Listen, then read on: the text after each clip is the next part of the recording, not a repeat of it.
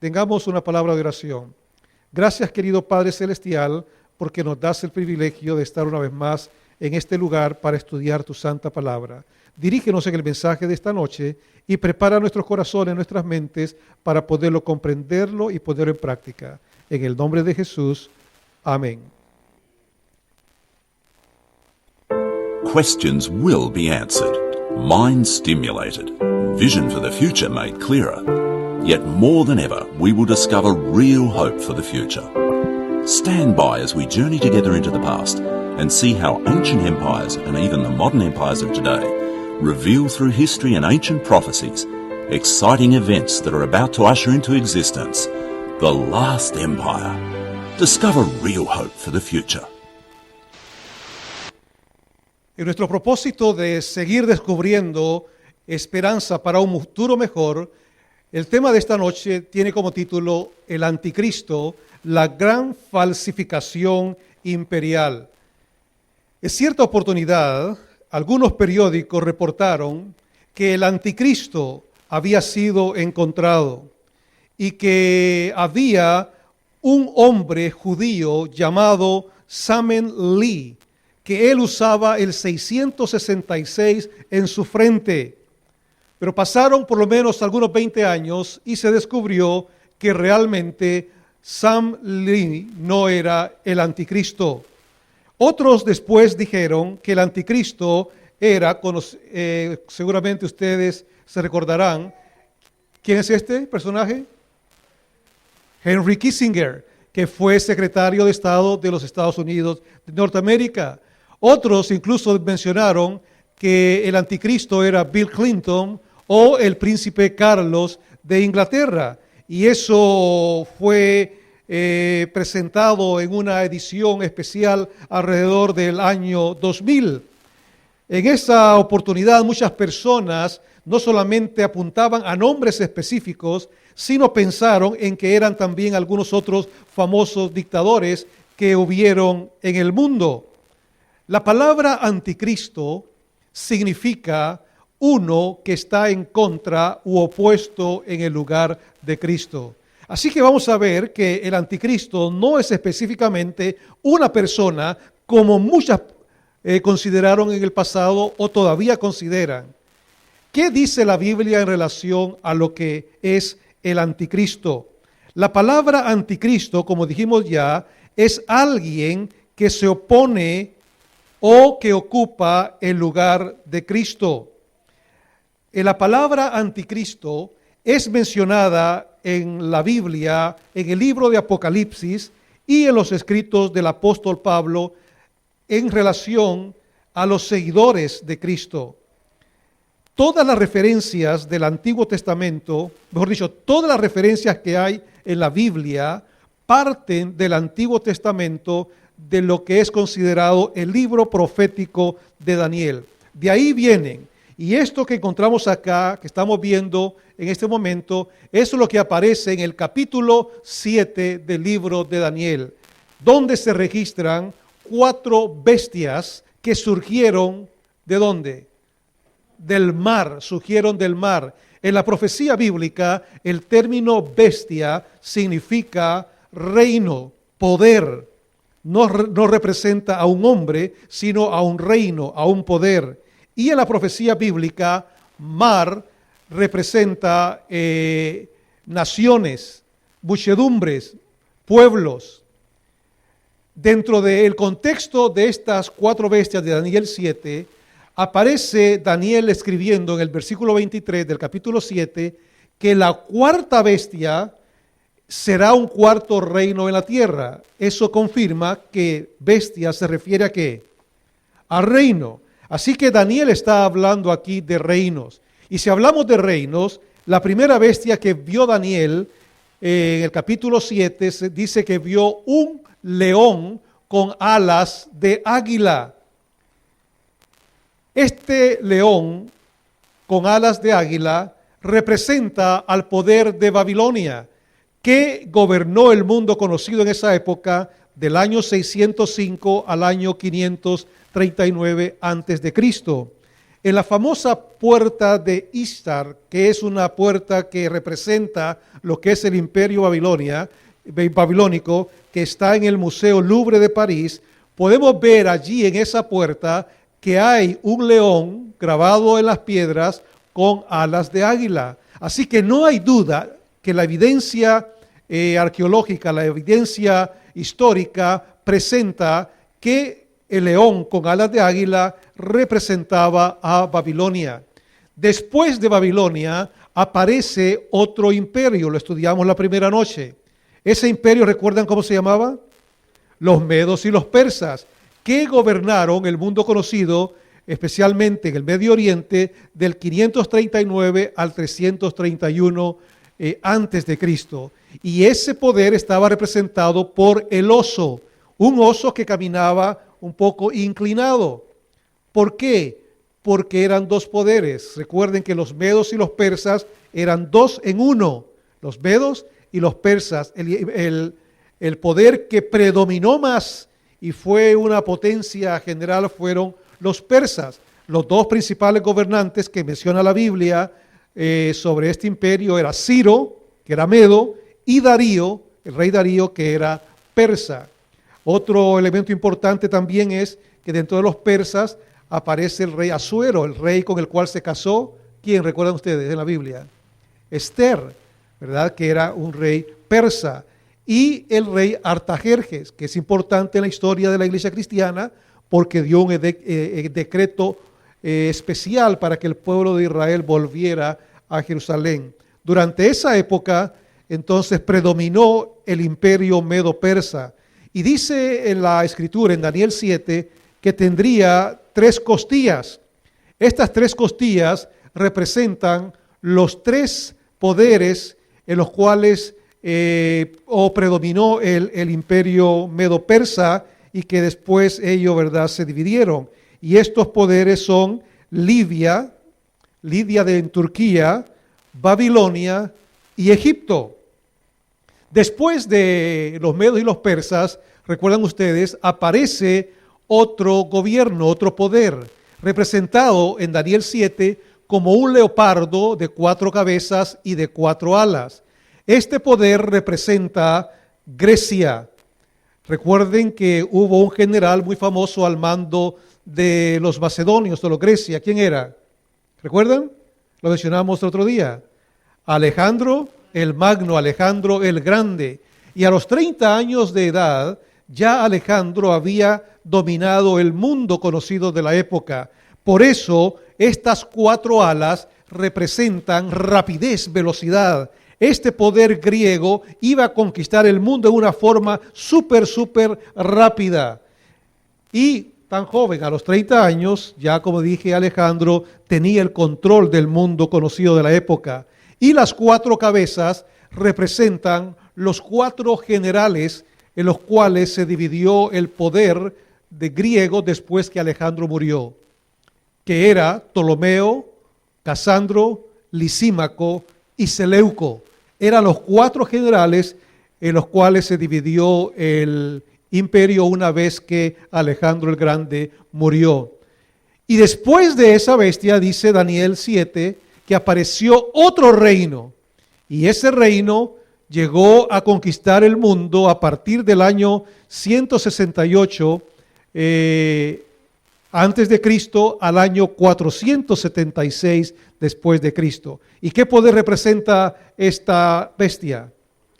La Roma imperial. Dice que sus dientes eran de hierro y tenía 10 cuernos. Era una bestia, dice, indescriptible. Así la llama la Biblia. No era ni un león, que todo el mundo sabe que es un león. No era un oso, que todo el mundo sabe que es un oso. No era un leopardo, que todo el mundo sabemos que era un leopardo. Dice que era una bestia indescriptible, que tenía dientes de hierro y tenía 10 cuernos. Esto representa, entonces dijimos ya, los 4 reinos que se dieron, que fueron también mostrados al rey Nabucodonosor. Recuerdan ustedes en Daniel 2, el primer tema que vimos, que Daniel tuvo un sueño y Daniel se lo presentó. Y Daniel le dijo que la cabeza de oro era ¿quién? Babilonia, vemos que representa al mismo león con alas de águila. Daniel le dijo que los pechos y los brazos de plata representaban a qué poder. Medo-Persa, que es también el oso, que el vientre y los muslos de bronce representaban Grecia. Igualmente el leopardo con 4 cabezas y 4 alas representa Persia. Y las piernas de hierro representan ¿a quién? A Roma imperial. Así que vemos que Daniel 2 y Daniel 7 se complementan y están hablando exactamente de lo mismo. Pero algo llama la atención a Daniel. Aparte de lo que decía la estatua de Daniel 2, dice que esta bestia indescriptible tenía 10 cuernos. 10 cuernos. Y dice que estos 10 cuernos serían entonces, ¿qué cosa? 10 reyes, 10 reinos. Y se lo dijo Dios, Daniel 7:24. Y los 10 cuernos significan que de aquel reino se levantarán 10 reyes. ¿Recuerdan ustedes lo que Dios le mostró a Nabucodonosor? ¿Qué representa entonces esos 10 cuernos? Representa los mismos 10 dedos que representaba la imagen de Nabucodonosor. Recuerdan ustedes que la imagen de Nabucodonosor dice que los pies eran de hierro con barro cocido, ¿verdad? Eran mezclados, pero no se mezclaban uno con el otro, así que se mantenía la diferencia entre el hierro y el barro cocido.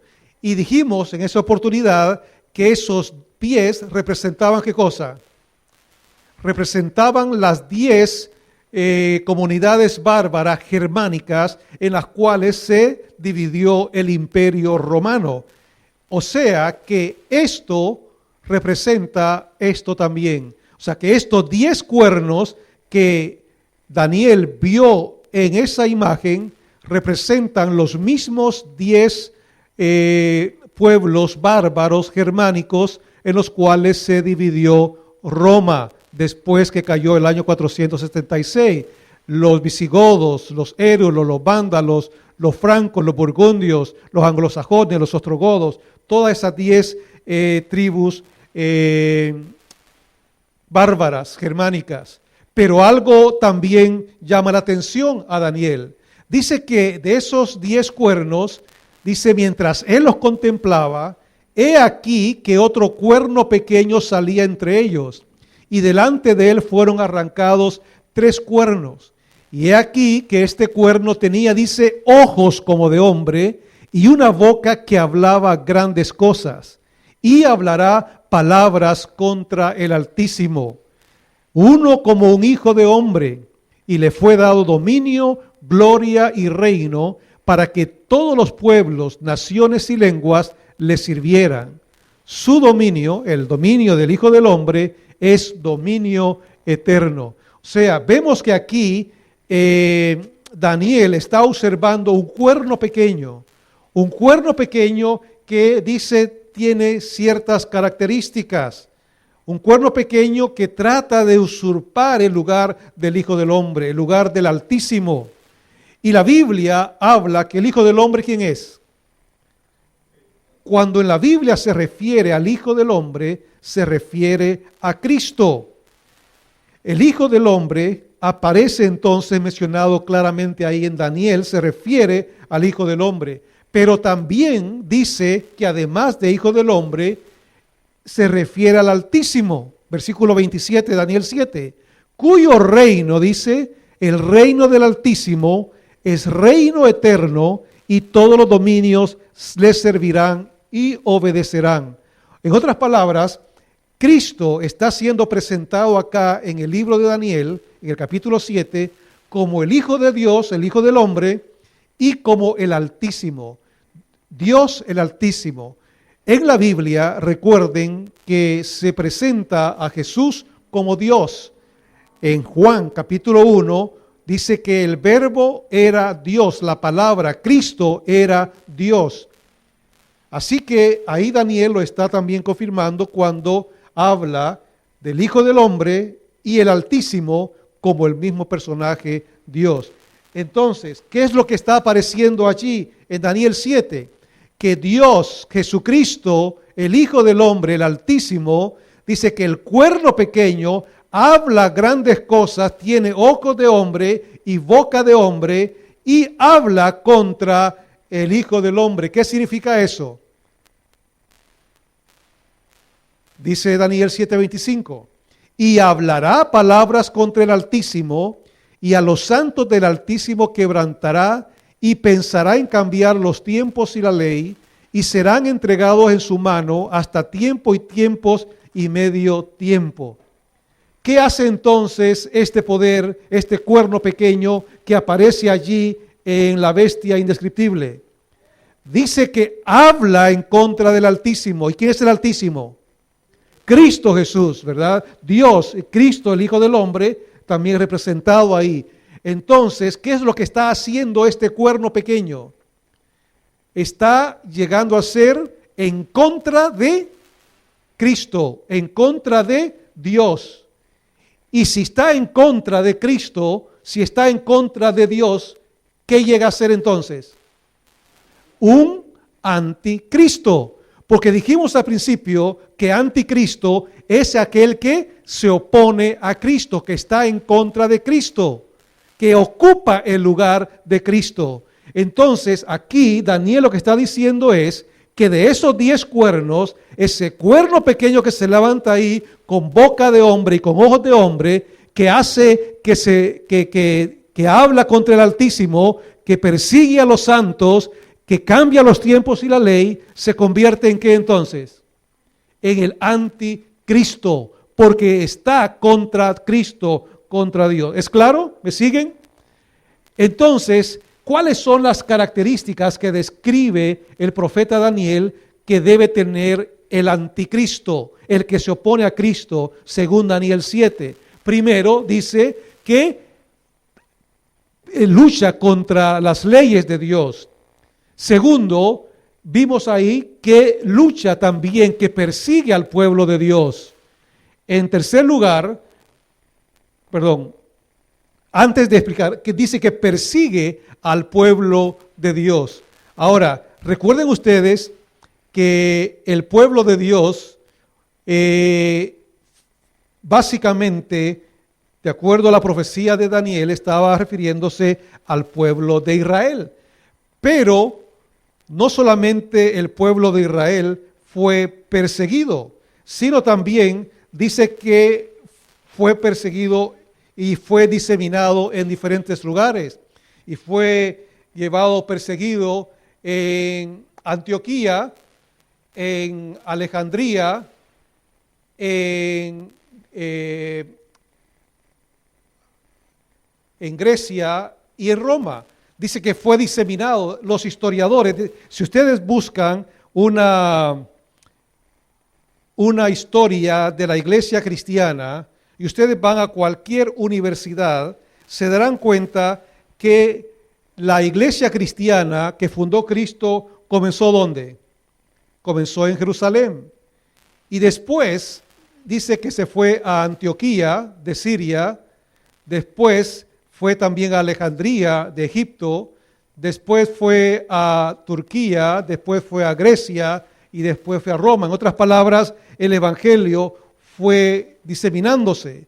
Y ustedes encontrarán eso en cualquier historia de la iglesia cristiana. Y también es evidente que el año 70 después de Cristo dice que los romanos destruyen Jerusalén. Ustedes recordarán eso en la historia, que los romanos entran a destruir Jerusalén y destruyen el templo. Pero es interesante, también confirmado por la historia, que hay una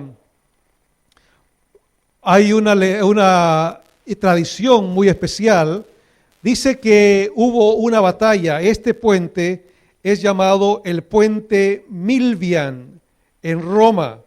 Y en este puente se desarrolló una gran batalla entre los ejércitos de Constantino y los ejércitos de Maxentius. Pero antes de pelear, dice que el emperador Constantino él vio o tuvo una visión o un sueño. Y dice que en ese sueño él vio una cruz, ¿verdad?, que apareció ahí en medio del puente. Y alguien le dijo, si quieres tú ser ganador de esa batalla, que esa cruz sea colocada en los escudos y en los estandartes de tus soldados. Hazlo, porque de esa manera tú tendrás la victoria. Así que después de ese sueño, dice que que Constantino lo hizo. Y a todos los escudos de sus soldados les puso una cruz, y a los estandartes o las banderolas de su ejército les puso también una cruz. Y en el año 324 vemos entonces que Constantino, después que obtuvo la victoria en ese puente, él se convirtió al cristianismo. Un emperador pagano convirtiéndose al cristianismo como resultado de que él vio que se cumplió ese sueño que él tuvo, ¿verdad?, de la victoria que iba a tener en ese puente Milvian en Roma. Note entonces lo que sucedió. Dice esta declaración en el libro Siglos de Cristianismo, una historia concisa, página 58.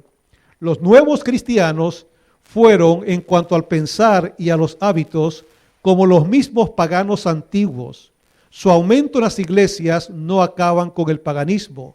Por el contrario, las hordas de paganos bautizados significaba que el paganismo había diluido las energías morales del cristianismo organizado hasta el punto de la impotencia. ¿Qué había sucedido? Como el emperador romano se había convertido al cristianismo, así que él comenzó a promover la religión cristiana dentro del imperio. Pero como Roma era un imperio pagano, las costumbres paganas, como leímos ahí, comenzaron a permear más dentro de los cristianos. Así que el cristianismo fue invadido, ¿por qué? Por costumbres paganas. Así que se dio esa mezcla y prácticamente, ¿qué pasó con el imperio romano? Se dividió. El imperio romano se dividió. Y de esa manera entonces había un grupo que practicaba el cristianismo y otro grupo que mantenía sus costumbres paganas. Pero dice la historia que entre el año 351 y el año 476 vino el colapso del imperio romano. Mientras estaba esa división ahí, vino un colapso. Y recuerden ustedes que Roma comenzó a ser atacada por estos 10 grupos germánicos, estos bárbaros, comenzaron a atacar Roma. Y ahí viene entonces una pelea muy grande. Y comienza entonces a Roma a tratar de someter a todos esos poderes. Y comienza a haber una alianza entre el emperador y el obispo de Roma.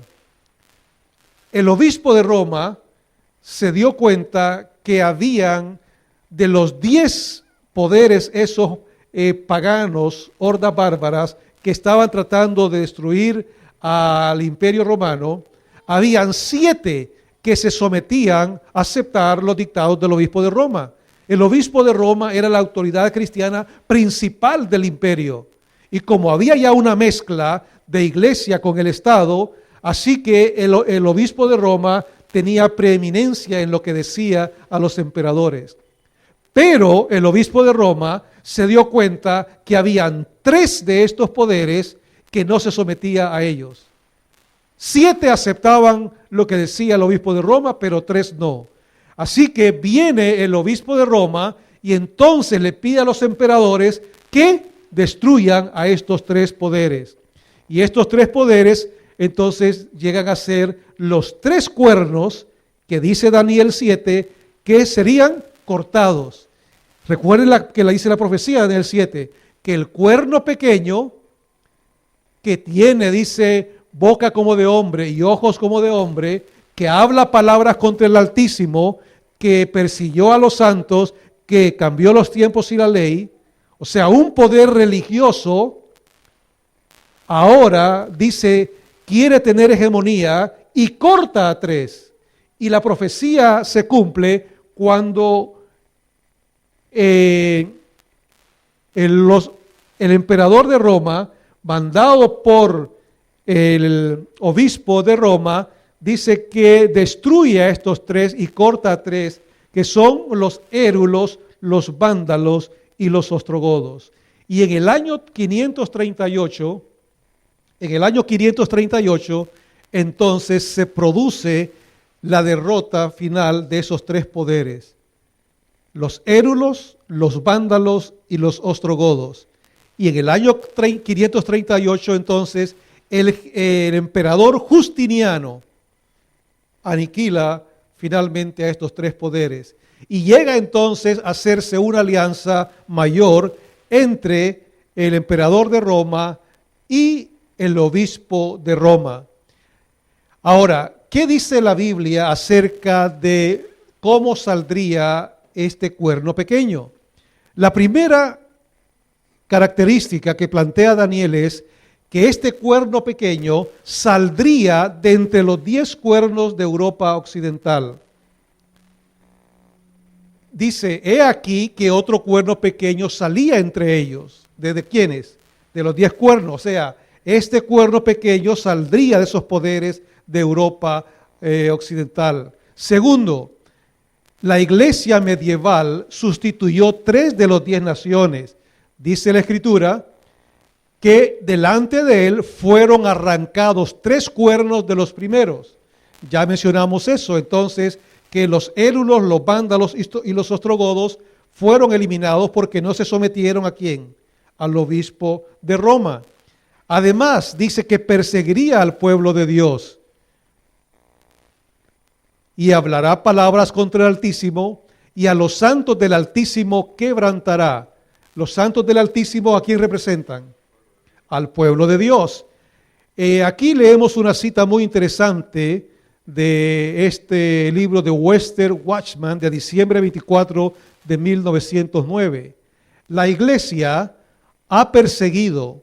Solo un principiante o novato en la historia de la iglesia negaría que cuando ella piensa que es bueno utilizar la fuerza física, ella la utilizará. O sea, documentos históricos, libros que no son religiosos, confirman que hubo una persecución de parte de la iglesia a quienes se oponían, ¿verdad?, a ellos.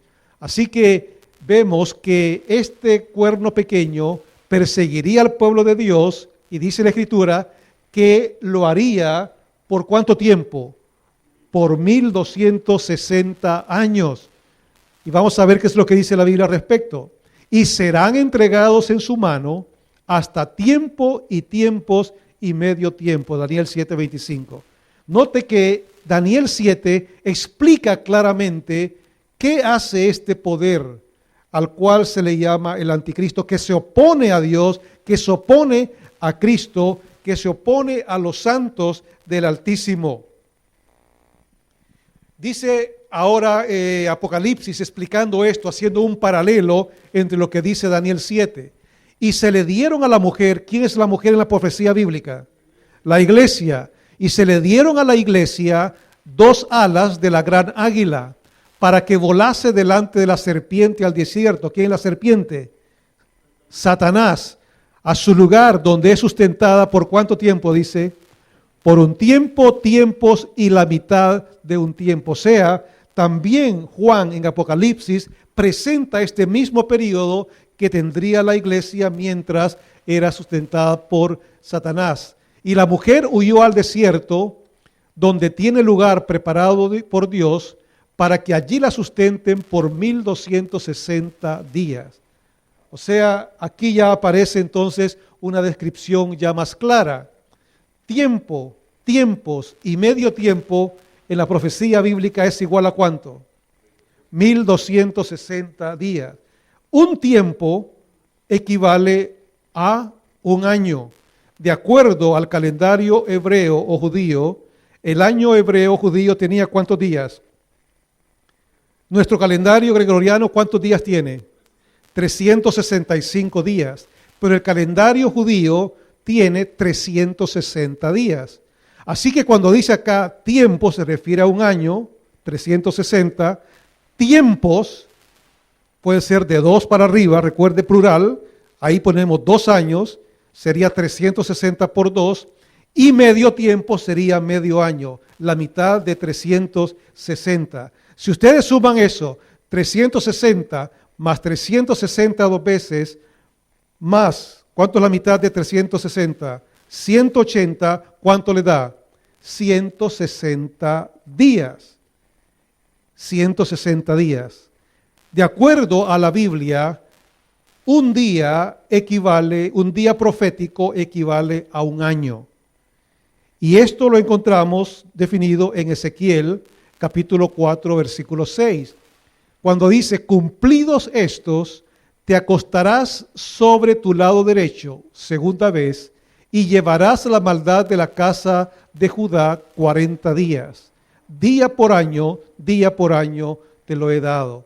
Aquí se explica de que había una situación en el pueblo de Israel y Dios le dio a Ezequiel una visión. Le dice que presentara algunos sketches, algunas cosas en las calles y que cada vez que lo presentase iba a ser eso un día que representaría un año. Y ese iba a ser el periodo del tiempo que ellos iban a estar, ¿verdad?, cautivos. Así que acá se aplica entonces el principio profético día por año. Dijo el Señor, un día es igual a un año. Entonces, si un día es igual a un año, cuando la Biblia se refiere a tiempo, tiempos y medio tiempo, que son 1260 días, o sea, 1260 años. Si nosotros hacemos este cálculo, nos daremos cuenta que en el año 538, recuerde que fue el año 538, cuando el emperador Justiniano eliminó completamente al último de los 3 poderes que estaban opuestos al obispo de Roma, los érulos. Recuerde que decía la profecía que el cuerno pequeño cortaría ¿cuántos? 3. Y esos fueron los érulos, los vándalos y los ostrogodos. Ustedes no vuelven a escuchar nunca más acerca de ellos. Desaparecieron completamente de la faz de la tierra. Y fue en el año 538 cuando Justiniano entonces lo eliminó por completo. Si partimos del año 538, 538 después de Cristo, hasta el año 1798, algo sucede. ¿Qué sucedió en el año 1798?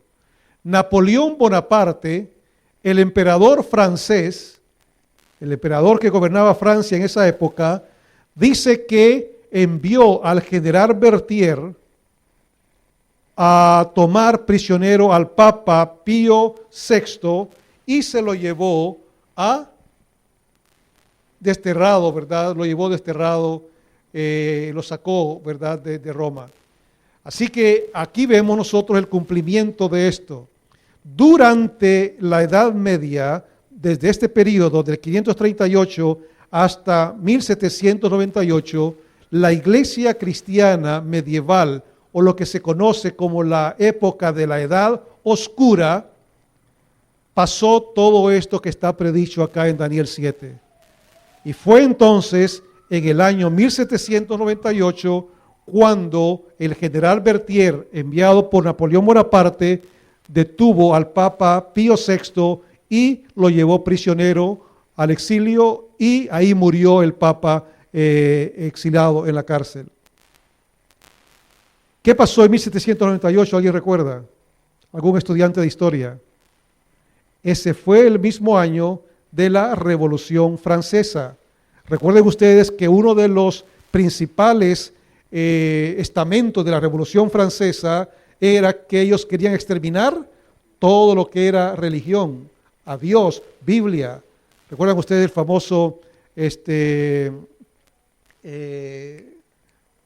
me olvidó uno de estos franceses, que él dijo que él iba a ver que la Biblia iba a ser totalmente exterminada y paradójicamente En su casa después se construyó o se hizo la primera oficina de las sociedades bíblicas, donde fueron diseminadas las Biblias o fueron impresas las Biblias que fueron para todo el mundo.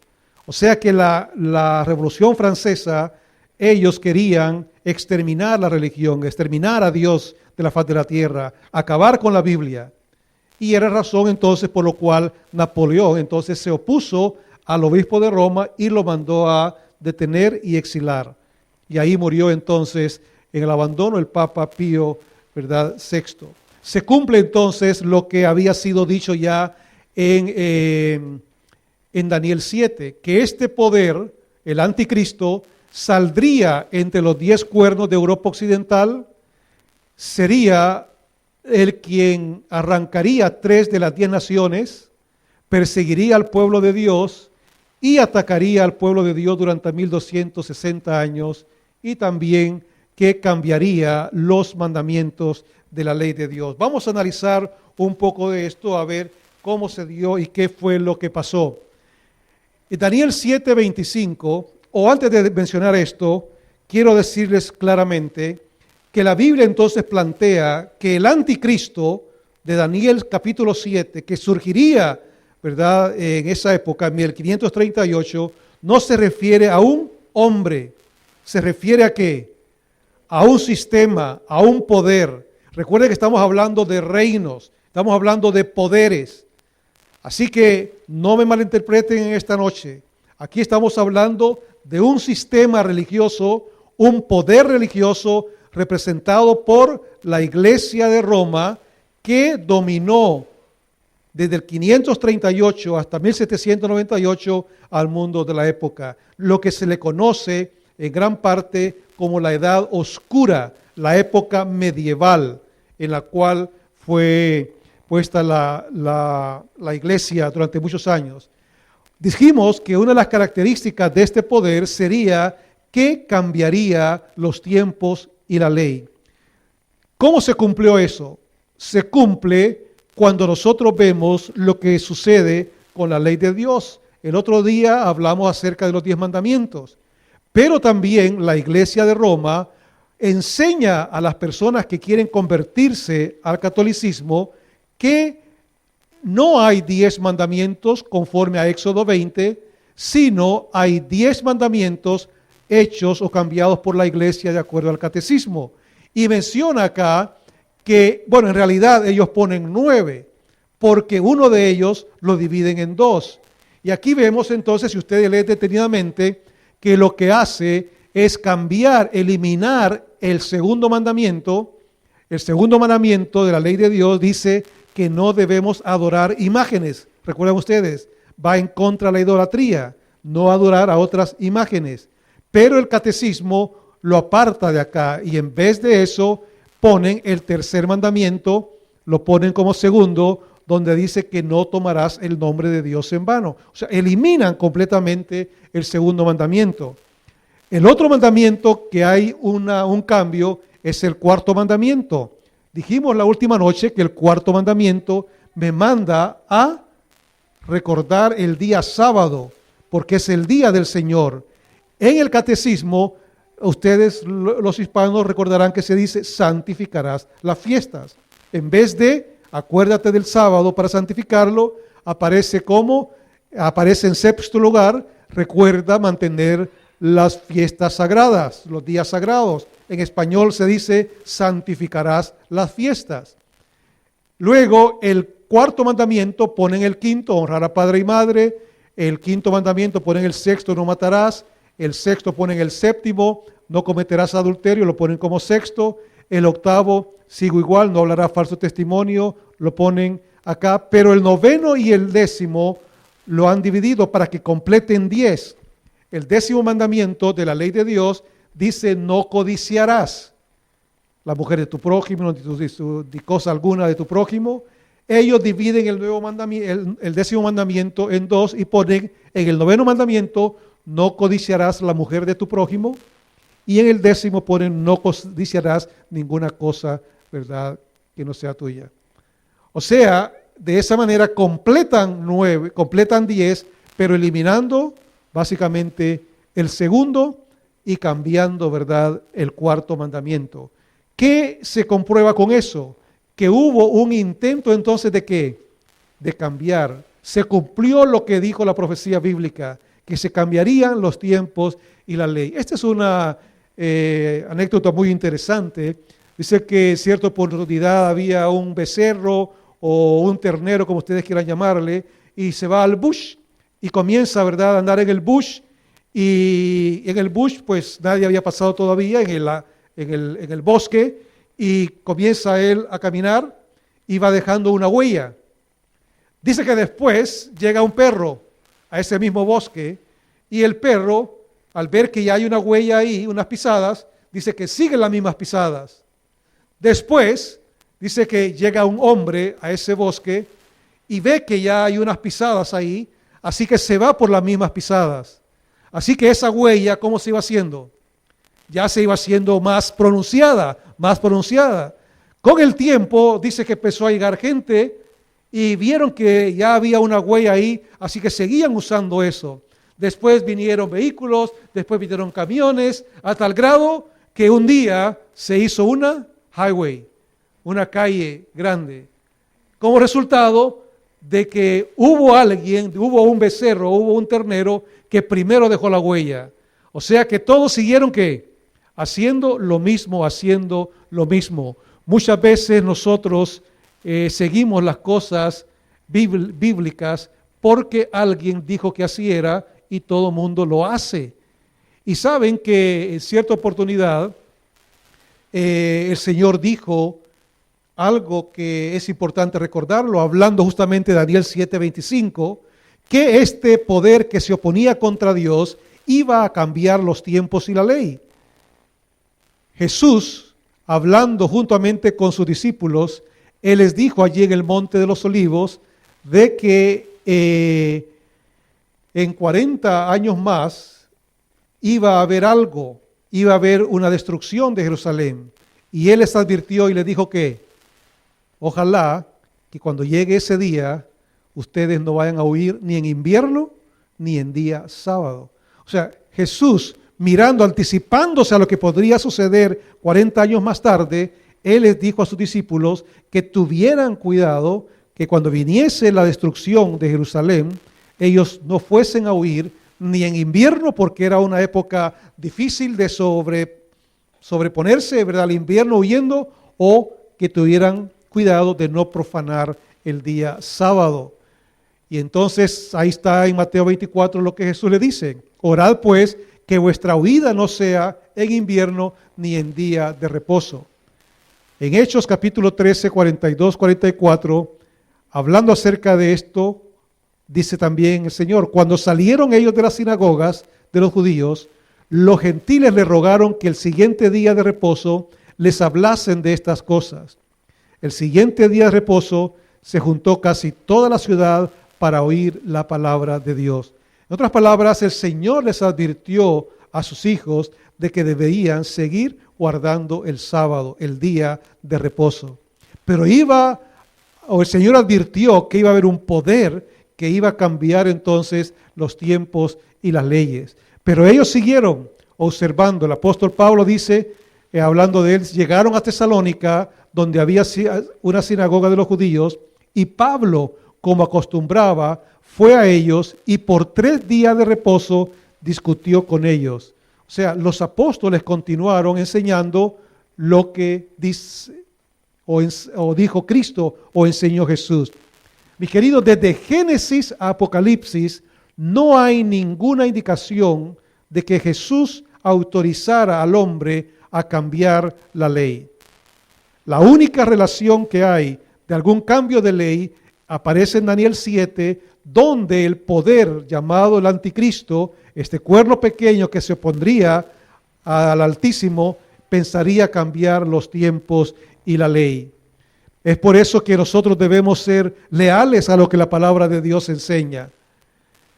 Concluimos entonces hablando acerca de lo que Jesús enseñó en relación a su 7º día, que la iglesia del siglo I guardó ¿qué cosa? el sábado, ¿verdad? El séptimo día. Ambos, el sábado y el domingo, se han observado desde el segundo al quinto siglo de nuestra era. Desde el segundo siglo hasta el quinto siglo de nuestra era se ha observado el día sábado, pero también el domingo. Pero algo pasó, como estaba predicho.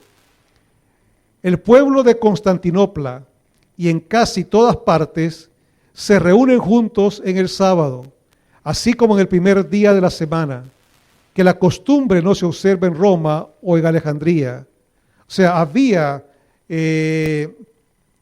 esta situación conflictiva en Constantinopla. Un grupo se reunía el sábado, otro grupo se reunía el domingo, y había entonces que definir.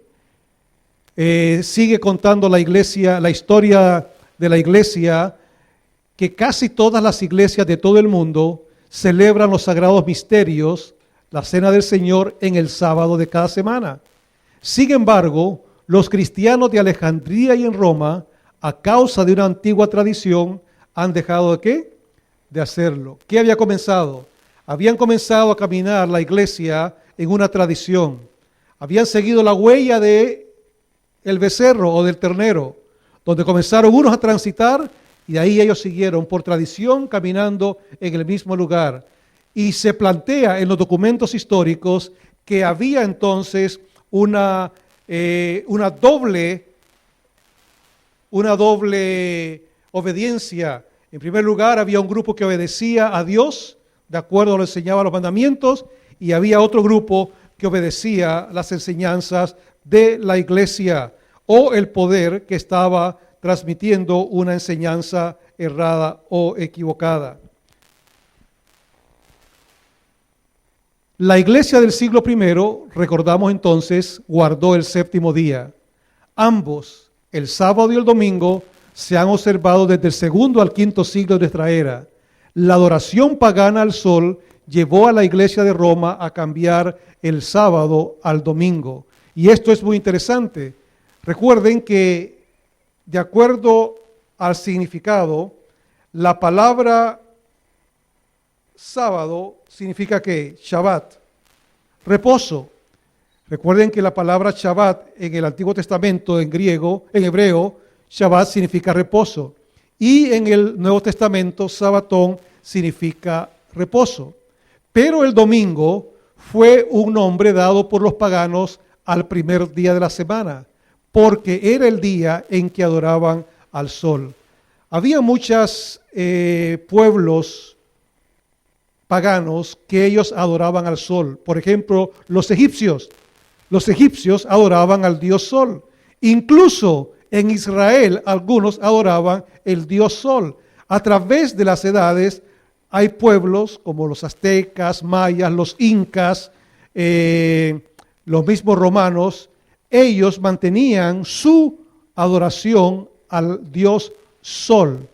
Por eso el primer día de la semana era representado como el día en que ellos adoraban al dios sol.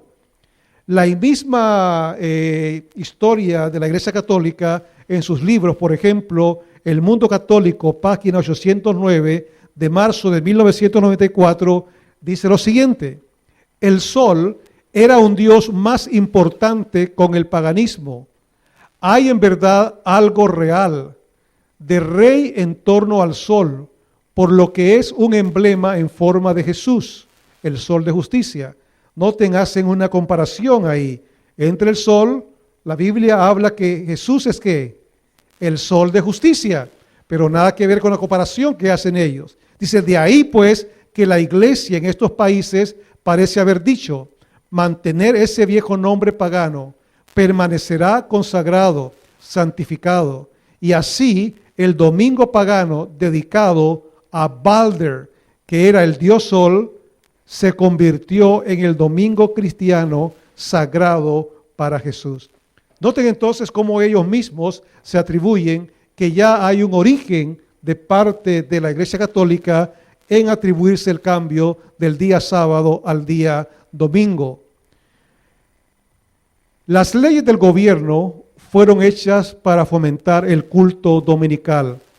Recuerden ustedes que hubo en el año de 321 después de Cristo una ley que fue dada por Constantino, el emperador romano, que para congraciarse con los paganos y a la vez mantener el cristianismo que él había aceptado, él dijo, en el venerable día del sol, dejar que los magistrados y las personas que residen en las ciudades descansen y dejar que todas las tiendas estén cerradas. ¿Qué hizo Constantino entonces en el año 321 después de Cristo? Dio una ley dominical, cambió la adoración, ¿verdad?, del sábado al domingo, para que todos adoren entonces el venerable día del sol. O sea, vemos que un rey que había aceptado, o un emperador que había aceptado el cristianismo, quiso congraciarse también con los paganos y mezcló entonces lo pagano con lo religioso, dando un edicto que se respetase el domingo y que la gente descansase y que el comercio estuviese cerrado, que no hubiese negocio ese día. Así que la iglesia entonces prohibió la adoración en sábado. El gobierno también, como vimos, ya lo hizo. Vemos que hay otra declaración del Concilio de la Odisea del año 325 después de Cristo, donde certifica que la iglesia entonces autorizó ese cambio.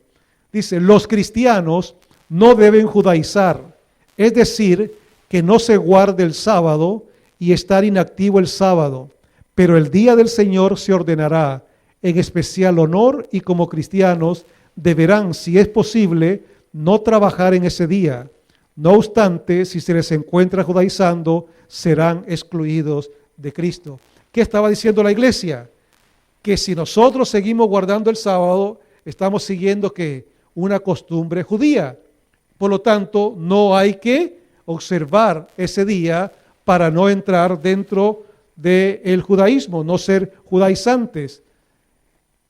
Dentro del mismo catecismo católico se plantea una pregunta para todos los que quieren ser convertidos al catolicismo. La pregunta es, ¿cuál es el día de reposo? Y la respuesta de ellos es clara. El sábado es el día de reposo. Si ustedes le preguntan a un sacerdote o le preguntan a una autoridad católica cuál dice la Biblia que es el día de reposo, ellos van a decir el sábado es el día de reposo, bíblicamente. Recuerden ustedes que Juan Pablo II también, él dio una encíclica donde él vindicó la importancia del séptimo día del sábado como del día del Señor. Pero todos los textos que aparecen en la Biblia aplicados al sábado, él ahora los atribuye ¿a qué? Al día domingo, porque considera que ahora es el séptimo día, domingo, el día de reposo. Pero vea lo que dice acá. La misma pregunta. Si ustedes dicen que el sábado hay que guardarlo, ¿por qué entonces observamos el domingo en lugar del sábado? Y en el mismo libro de Catecismo Católico, la respuesta que ellos dan es porque la Iglesia Católica transfirió, ¿qué cosa? La solemnidad del día sábado al domingo. Vemos entonces que hay un doble cambio. Hay un cambio de un gobierno. Constantino en el año 321 después de Cristo da un decreto de que se respete el día ahora domingo, que no se compre, que se descanse en lugar del sábado. Y también en el año 325 después de Cristo, la Iglesia Católica reconoce y se atribuye cambiar el día de oración religioso del sábado al domingo. En el libro Fe de nuestros Padres, un cardenal de la Iglesia Católica, el cardenal James Gibbons, dice lo siguiente: podéis leer la Biblia desde el Génesis hasta el Apocalipsis y no encontraréis una sola línea que autorice la santificación del domingo. Las Escrituras imponen la observancia religiosa del día sábado. O sea, hay una coincidencia clara de que como autoridad religiosa entendemos que la Biblia no autoriza el cambio del día sábado por el día domingo. Y eso lo reconoce un cardenal de la Iglesia Católica en el libro Fe de nuestros Padres, página 561. Y este personaje, Keating, es un profesor laico de una universidad católica y él dice lo siguiente: los fundamentalistas se reúnen para el culto del domingo. Sin embargo, no hay evidencia en la Biblia de que la adoración colectiva debía hacerse los domingos. El sábado judío o día de descanso fue por la Iglesia Católica la que decidió que el domingo debe ser el día de adoración para los cristianos. ¿En honor de qué? De la resurrección. Así que este laico, profesor laico, un erudito laico católico en el catolicismo y hablando del fundamentalismo, él escribió esto en el año de 1988 y él afirmó que fue la Iglesia Católica la que decidió que el domingo debe ser el día de oración para los cristianos en honor a la resurrección. Así que vemos entonces que no hay en las Sagradas Escrituras una aprobación para que haya ese cambio. Al contrario, la Biblia establece que el anticristo, este poder religioso que se iba a levantar para usurpar el nombre de Cristo, iba a cambiar los tiempos y la ley. Y recuerden que el anticristo es el que se opone a Cristo. ¿Y quién se opone a Cristo desde el principio? Satanás. Él fue el primero que se puso contra Dios, contra el Altísimo. Se rebeló contra el Altísimo. Así que todos aquellos que hacen lo mismo están entonces siendo seguidores ¿de quién? De Satanás. Por lo tanto, la Biblia es clara cuando Cristo establece un día de adoración y por lo tanto el anticristo establece otro día de adoración. ¿Cuál es el día de adoración de Cristo? El sábado. ¿Y el día de adoración del anticristo? El domingo, porque ellos cambiaron entonces esa santidad del día de reposo.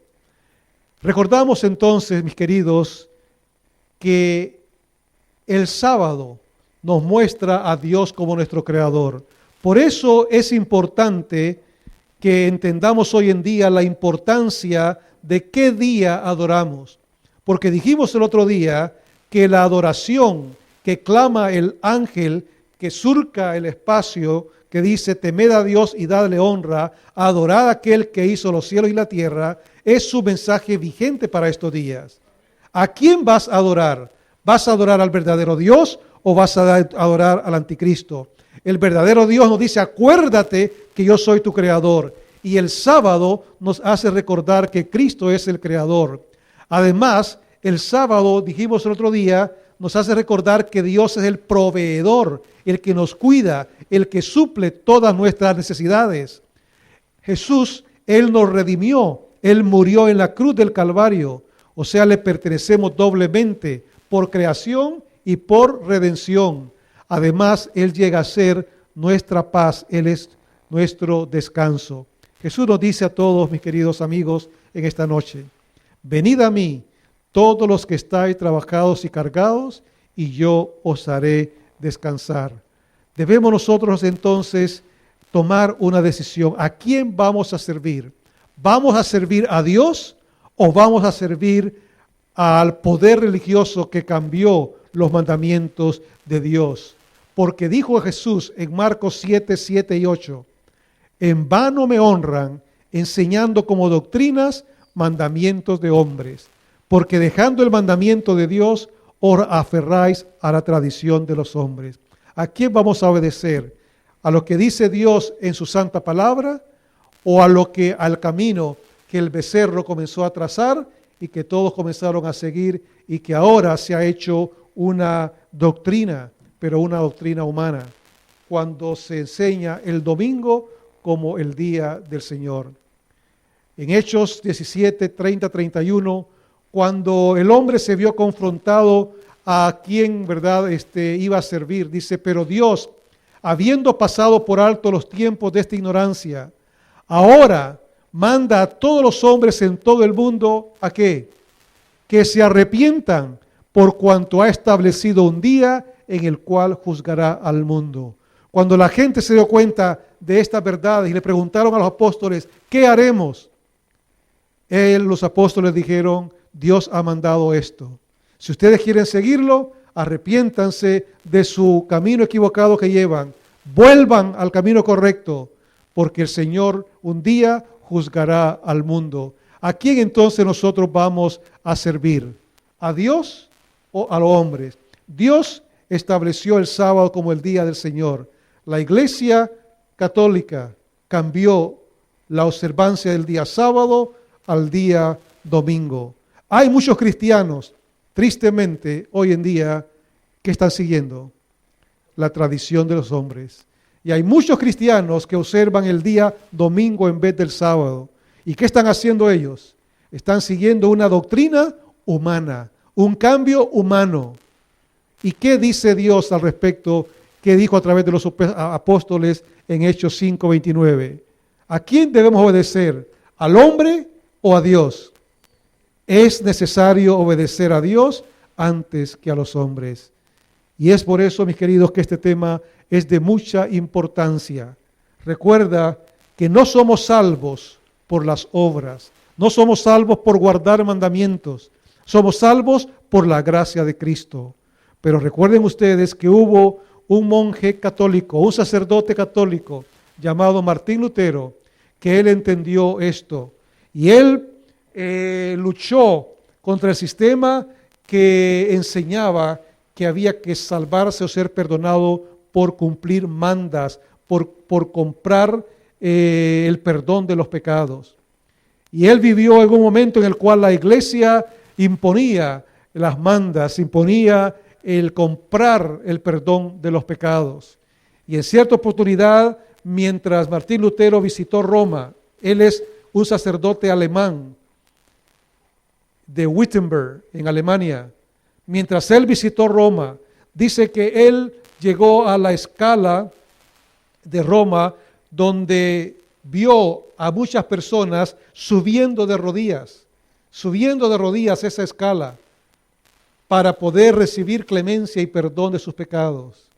Y él iba para lo mismo, él iba a hacer lo mismo como sacerdote católico, pero cuando observó a esa gente que subía para con ese sacrificio, subía esas escaleras para obtener el perdón de los pecados, dice que él recordó el texto, ¿verdad?, que leímos hace un momento: por gracia soy salvo, el justo por la fe vivirá. Y eso dice que cambió inmediatamente su pensamiento.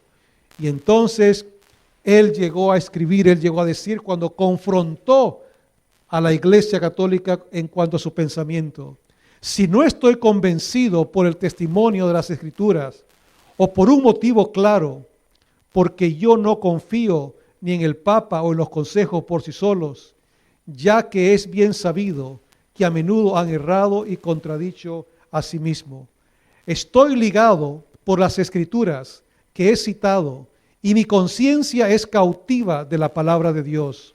No puedo y no voy a retractarme de nada, ya que no es seguro ni correcto el ir contra la conciencia. Que Dios me ayude. Martín Lutero tuvo que comparecer ante el concilio representado por el poder civil y el poder religioso, frente al obispo de Roma y frente al rey de la época. Y se le llamó para que él claudicara. Él fue considerado un hereje porque él enseñó que no había que hacer esas mandas, no había que comprar para el perdón de los pecados, nada. Y cuando fue confrontado por su fe, él dijo estas palabras: él quería ser leal a su conciencia y a lo que Dios exigía. Y por eso él dijo: no puedo y no voy a retractarme de nada, ya que no es seguro ni correcto el ir contra mi conciencia. Que Dios me ayude. ¿Cuántos hombres y mujeres a través de los siglos han seguido este mismo testimonio? Han puesto a Dios en primer lugar. Han preferido mantenerse delante de Dios, ser fieles a Dios, aunque se desplomen los cielos, aún ante la muerte.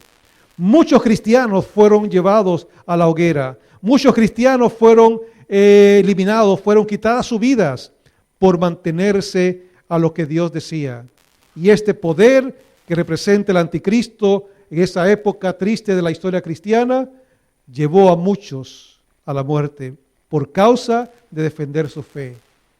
Pero un día ellos resucitarán para recibir la corona de la vida por ser fieles a Dios.